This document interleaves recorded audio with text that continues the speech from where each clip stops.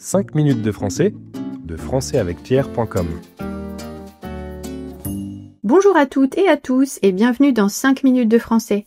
Aujourd'hui, je suis avec Sébastien. Salut Sébastien, ça va ? Salut Émilie, salut tout le monde. Moi, ça va très bien. Prête à embarquer pour notre sujet du jour ? Aujourd'hui, on parle de l'histoire du métro parisien. Ah, le métro. C'est un peu l'âme de Paris, non ? Complètement.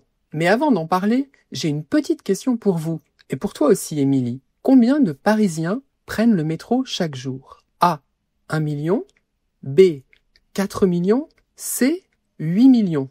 Je dirais 4 millions, mais c'est vraiment au hasard. Comme d'habitude, je vous donnerai la réponse à la fin de cet épisode. Alors, commençons. Déjà, est-ce que tu sais pourquoi on a décidé de construire un métro à Paris ? Eh bien, je crois qu'à la fin du 19e siècle, Paris était en pleine expansion. La population augmentait, la circulation devenait un vrai casse-tête. Et il fallait trouver un moyen de transport rapide et efficace. Exactement. D'autres grandes villes comme Londres ou New York avaient déjà lancé leur métro. Alors Paris a décidé de suivre le mouvement. Et les travaux ont commencé à la toute fin du 19e siècle. J'imagine que ça a dû être un chantier colossal, non ? Il fallait creuser sans endommager les bâtiments au-dessus et sans trop perturber la ville. Oui, c'était un vrai défi technique. Ils ont utilisé une méthode appelée à ciel ouvert. On ouvrait la chaussée, on creusait, on construisait, puis on refermait. Pas très discret, mais redoutablement efficace. Et la première ligne, la fameuse ligne 1, a été inaugurée pendant l'exposition universelle de 1900. Bravo, bonne mémoire! Elle reliait Porte-Maillot à Porte de Vincennes et elle est toujours en service aujourd'hui. C'est dingue! Et dès le départ, le métro parisien a connu un vrai succès. Tu sais combien de personnes l'ont emprunté les premiers jours ? Plus de 30 000 voyageurs dès le premier jour et plusieurs centaines de milliers la première semaine. C'était un vrai engouement. Oui, les Parisiens l'ont vite adopté, même s'il y avait pas mal d'appréhension au début. Descendre sous terre, ce n'était pas très rassurant à l'époque. C'est vrai. Et pourtant, on a continué à creuser, on a construit des stations et le réseau s'est développé très rapidement.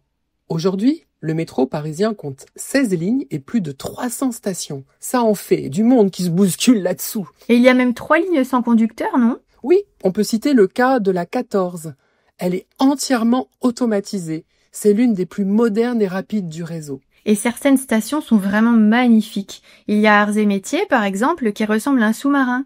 Ou encore Concorde, avec toutes les lettres du mot liberté écrites sur les murs. Et puis, il y a les célèbres bouches de métro avec les enseignes métropolitains en style Art Nouveau, dessinées par Hector Guimard. Elles sont devenues emblématiques de Paris. Oui, le métro parisien est à la fois un moyen de transport et un véritable patrimoine culturel.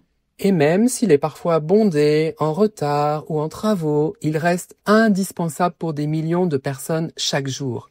C'est souvent la galère aux heures de pointe. Mais bon, on s'adapte. Allez, revenons à la question du début. Tu m'avais demandé combien de Parisiens prenaient le métro chaque jour. Tu avais dit 4 millions. Et c'est la bonne réponse. Bravo, Émilie. Trop bien, mon intuition est infaillible. Et vous aviez trouvé la bonne réponse ?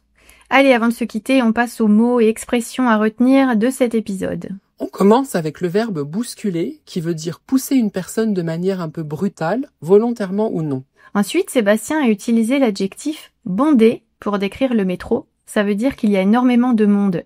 On peut aussi dire il est plein à craquer. Et enfin, on termine avec l'expression heure de pointe. C'est une heure de grande affluence. Quand on parle d'heure de pointe, c'est le moment où il y a le plus de monde. Et vous ? Avez-vous déjà pris le métro parisien ?